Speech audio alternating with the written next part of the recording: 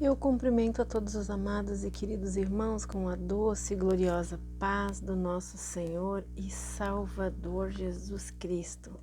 Eu quero, antes de começar, pedir perdão para os irmãos se tiver algum barulho estranho, né, em volta, que os irmãos me perdoem.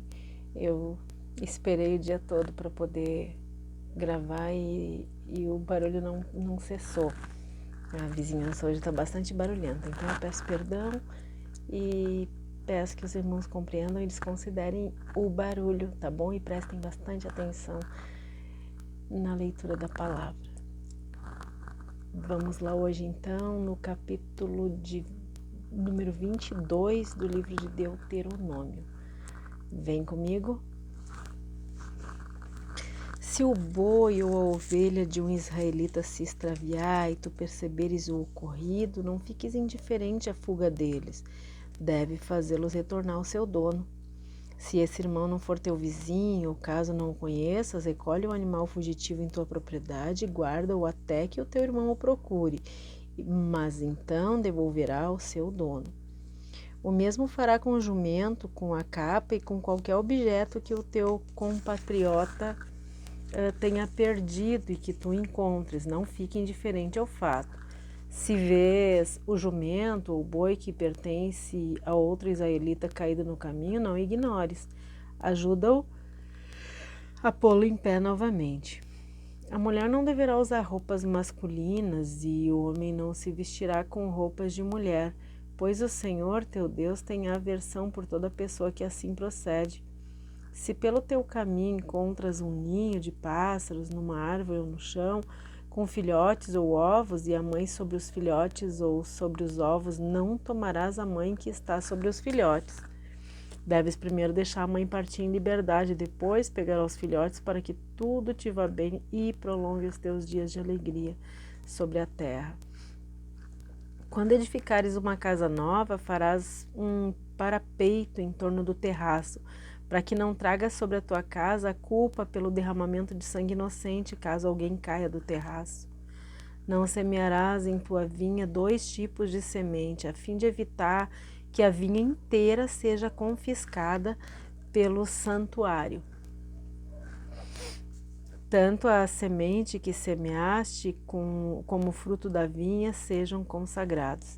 Não submeterás um boi, um jumento, ao mesmo jugo para arar a terra. Também não usarás roupa com fios de lã e de linho misturado no mesmo tecido. Afixarás pingente nas 4 pontas da capa que costuma vestir. Se um homem se casar e depois de ter tido relações sexuais com sua esposa rejeitá-la e difamá-la, falando palavras mentirosas contra ela, casei-me com esta mulher, mas quando me cheguei a ela não encontrei os sinais de sua virgindade, o pai e a mãe da moça tomarão as provas da sua virgindade e as levarão aos anciãos e líderes da comunidade junto à porta da cidade. Então o pai da moça testemunhará diante dos líderes: dei a minha filha como esposa a este homem, mas ele a rejeita. Ele também tem caluniado e humilhado, alegando que não encontrou sinais de virgindade nela. Mas eis que aqui estão os lençóis do casal, manchados de sangue, prova de que minha filha se casou virgem, e estenderão um lençol diante dos anciãos da cidade. Os anciãos da cidade tomarão o homem difamador e o castigarão. Aplicarão a ele a multa de 100 peças de prata, que serão dadas ao pai da moça, pois aquele homem muito prejudicou a reputação de uma virgem israelita, e o tal homem não poderá se divorciar dela enquanto viver. Entretanto, se a denúncia proceder e for verdadeira, se não achar qualquer prova de virgindade na moça, conduzirão a jovem até a porta da casa do seu pai, e os homens da cidade a apedrejarão até que não lhe reste mais qualquer sopro de vida, porque ela cometeu uma infâmia em Israel, desonrando a própria casa do seu pai. E desta maneira que eliminarás o mal do meio do teu povo, ó Israel. Se um homem for pego em flagrante, deitado com a mulher do outro, os 2 deverão pagar por esse delito, com pena de morte, o homem e a mulher com quem se deitou. Deste modo extirparás o mal do meio do teu povo, ó Israel. Se numa cidade um homem se encontrar com uma moça prometida em casamento, seduzindo-a a deitar com ela, trareis ambos à porta da cidade e os apedrejareis até que morram. A jovem por não ter gritado por socorro na cidade e o homem por haver seduzido e abusado da mulher do seu próximo. Assim que acabareis com o mal que campeia no meio do teu povo, ó Israel. Contudo, se foi no campo que tal homem forçou a moça a se deitar com ele, então somente este homem maldoso morrerá. Nada farás à moça, porquanto ela não tem pecado algum que mereça pena de morte. Esse caso é semelhante ao daquele que ataca e mata o seu próximo. Ele a surpreendeu no campo, a jovem prometida pode ter gritado por socorro, sem que houvesse alguém que a pudesse ouvir e salvar. Se o homem se encontrar com uma moça virgem sem compromisso de casamento e a violentar, e eles forem descobertos, ele pagará ao pai da moça 50 peças de prata e terá que se casar com a moça uma vez que abusou dela. Esse homem não poderá repudiá-la durante toda a sua vida. Nenhum homem terá relações sexuais com nenhuma das mulheres do seu pai, pois isso desonraria a cama do seu genitor. Queridos, as pessoas se preparam para quase tudo. Para uma vaga de emprego, para um concurso público, para dirigir um carro ou para pilotar uma moto. Mas, infelizmente, a maioria das pessoas não se prepara para o casamento, né?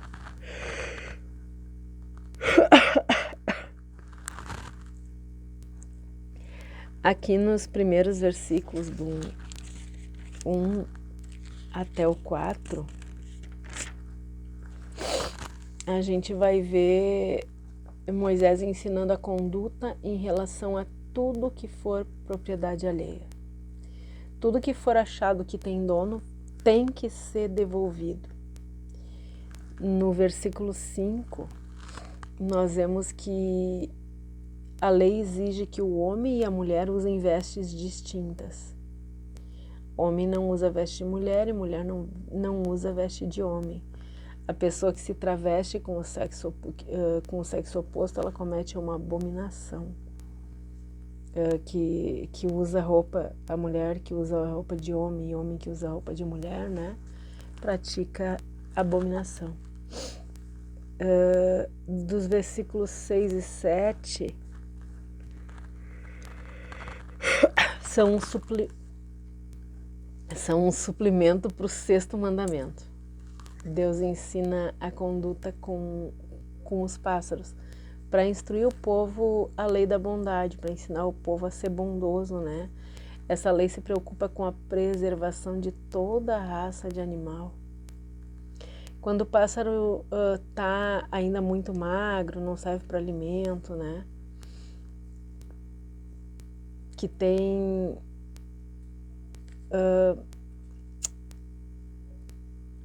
nós precisamos entender, queridos, que o objetivo de Deus era despertar na humanidade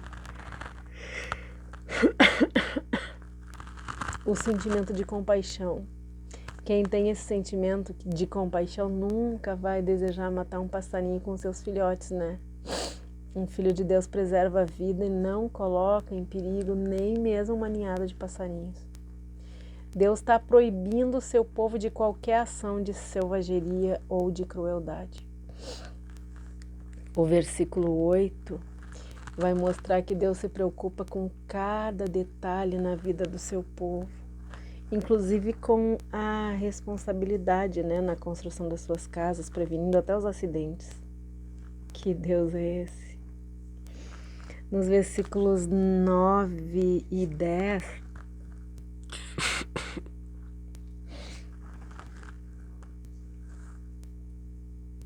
do 9 até o 11, perdão, a lei é específica e objetiva. Deus não aceita mistura no meio do seu povo.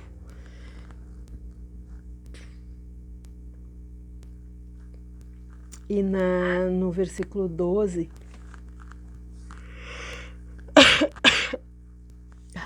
as franjas e os cordões, eles trazem à memória os mandamentos que Deus deu. Lá em Números, lembram, no capítulo 15, eu não lembro direito, mas acho que é no versículo 38. Era como uma confissão pública de fé que distinguia daí o povo de Deus dos estranhos, para que eles fossem cautelosos, né, no comportamento. E isso também mostrava que as ordens de Deus eram muito mais importantes do que tudo. As franjas também, elas mostravam a importância de manter o corpo coberto. A partir do versículo 13 até o versículo 21, a lei está prevenindo a impureza sexual antes do casamento e também o abuso sexual, né? Depois ali no versículo 22, daí nós vamos ver o castigo para os casos de adultério. Nos versos 23 até o 29, nós vamos ver até o 30, na verdade, né? A lei do incesto, essa lei tem o objetivo de prevenir a violação sexual, né? Essas leis todas, né, na verdade, elas têm como objetivo proibir, né, o abuso sexual. No versículo 30, aí está escrita, detalhada a lei que proíbe a prática do incesto. Queridos, o diabo ele oferece um leque de opções sexuais, mas quem observa, quem guarda as leis e os princípios de Deus em relação ao sexo, com certeza vai ser muito mais feliz em todas as áreas da vida. O diabo oferece sites, revistas, programas, filmes que promovem a depravação, mas a palavra de Deus eleva muito, a gente sabe, né, o padrão moral da humanidade. E os princípios de Deus, todos, nos princípios de Deus, a virgindade tem que ser preservada até o casamento, até porque isso, se a virgindade fosse preservada até o casamento, com certeza, queridos, inúmeros problemas que os casais enfrentam seriam evitados. A virgindade cria uma expectativa, uma curiosidade, uma certa ansiedade, né, que vai ser superada só no casamento. E corromper a virgindade destrói as coisas mais lindas preparadas por Deus. Além, claro, de atrasar muito as promessas de Deus quando as etapas da vida são desrespeitadas. Quando cada etapa da vida é desrespeitada, as promessas de Deus vão se atrasando na nossa vida. A sentença para o estupro, para o adultério, era a morte. Deus obriga o homem que praticar a fornicação e a receber a moça como esposa. Essas leis, elas inibiam a perversão sexual, a imoralidade.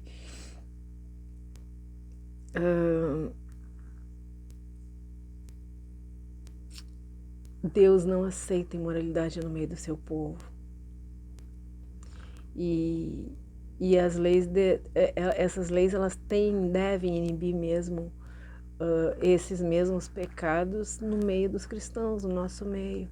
A família bem estruturada é a base de uma sociedade. Nós temos visto isso em cada capítulo, né, que nós temos estudado, que o objetivo de Deus, o objetivo das leis de Deus, os princípios de Deus, todos são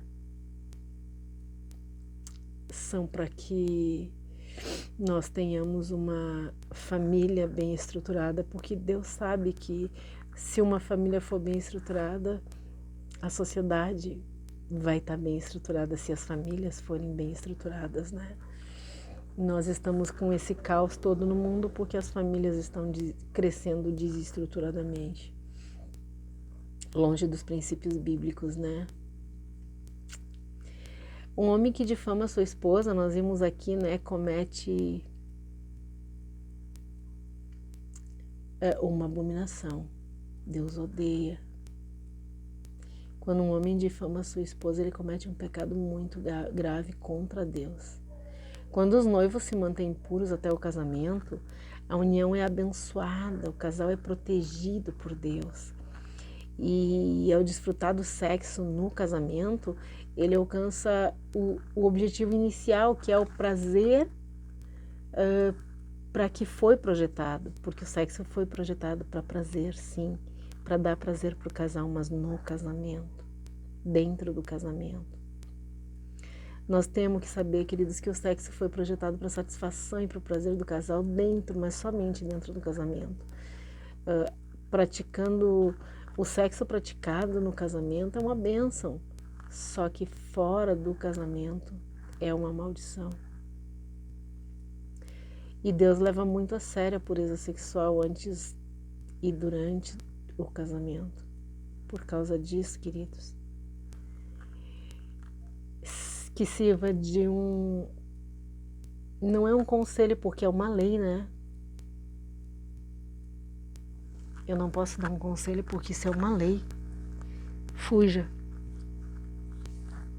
Fuja de toda a depravação sexual, querido. Sexo é uma bênção dentro do casamento, mas fora do casamento é uma maldição. É maldição para o casal, é maldição para a família, é maldição para a sociedade.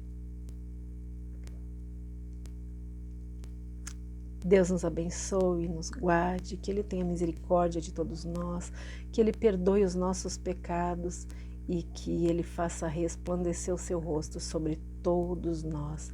Um forte abraço e até o próximo capítulo. Em nome de Jesus. Amém.